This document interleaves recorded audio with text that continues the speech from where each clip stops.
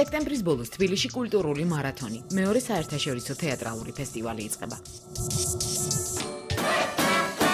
ფესტივალი თავის ფარდას 29 სექტემბერს გახსნის. 17 დღეში თეატრის მოყვარულებს ასარჩევი 12 უცხოური და 36 ქართული წარმოდგენა აქვთ. მათ შორის ისეთი, რომლის გამოტოვებაც არ შეიძლება. ჯორჯოს ტრეილერის არლეკინი ორი ბატონის მსახური ამ უკანასკნელს განეკუთვნება. მე-20 საუკუნის შედევრი მილანის პიკოლო თეატრში რეჟისორმა 63 წლის წინ დადგა. მისი და კომედია დელარტეს პერსონაჟის არლეკინის სასცენო სიცოცხლე დადგმის ავტორის გარდაცვალების შემდეგაც გრძელდება.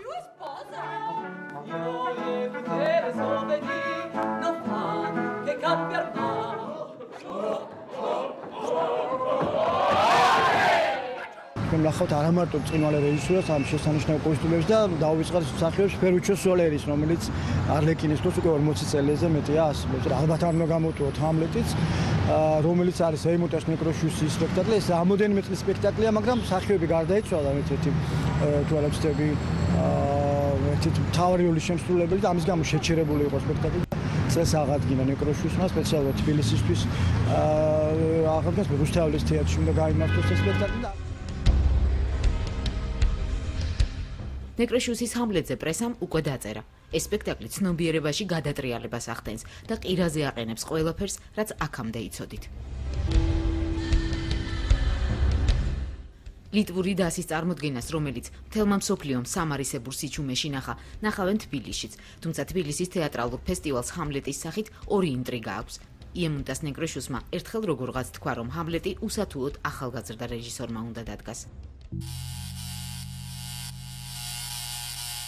ესეც ახალგაზრდა რეჟისორის სპექტაკლი, ასევე ლიტველი ოსკარ კორშუნოვასი და სამოქალაქო თეატრი ასევე ვილნიუსიდან, ორი განსხვავებული თეატრალური თაობის შეხედულება უკვდავებაზე.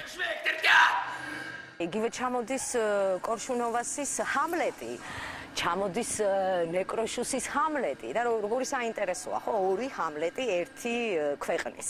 ფესტივალის პროგრამაში ასევე შედის ირანული მარიონეტების თეატრი, რომელზეც მე ზღაპრები მაქვს მოსმენილი იმდენად კარგი წარმოდგენაო ამბობენ. თოჯინური თეატრის არანის სპექტაკლი ფესტივალის ყველაზე ეგზოტიკური წარმოდგენაა. ირანულ ეპოსზე დამყარებული მარიონეტების ოპერა როსტამი და ზოჰრაბი ადამიანის ზომის 100 თოჯინითა და 15 მეთოჯინეს დახმარებით თამაშდება.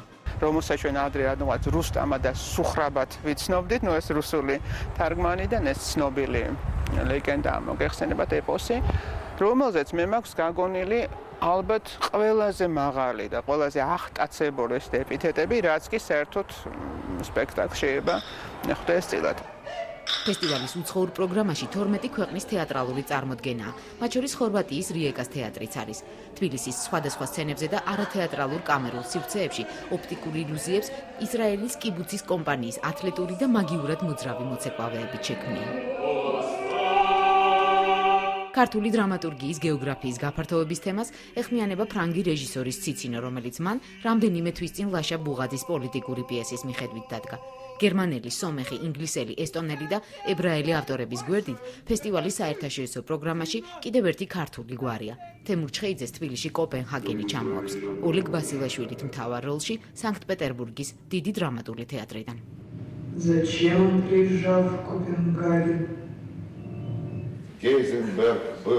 თბილისის საერთაშორისო ფესტივალი გასულ წელს პირველად ჩატარდა. თეატრალური კომპანიების პროდიუსერებისა და კრიტიკოსების ჩათვლით უცხოეთიდან შარშან მას 350 სტუმარი ყავდა. დახვედრებს მალევე მოჰყვა მიღებებიც. რეზულტატები, რომელიც ამას მოჰყვა, ეს არის რამდენიმე ქართული სპექტაკლის საზღვარგარეთ მართლა ტრიუმფალური გასტროლები, აგრეთვე მიწვევები და აგრეთვე თანამშრომლობითი პროექტები, რომელიც აქვს მუსიკისა და დრამის თეატრს და თვითების თეატრს. ეს რაც არის უკვე ვთქვათ, აქედანაც შემიძლია ვთქვა. შარშანაც ვამბობდი ამას, რომ მალე არც ერთი ფესტივალი მსოფლიოში არ იქნება ქართული სპექტაკლების გარეშე.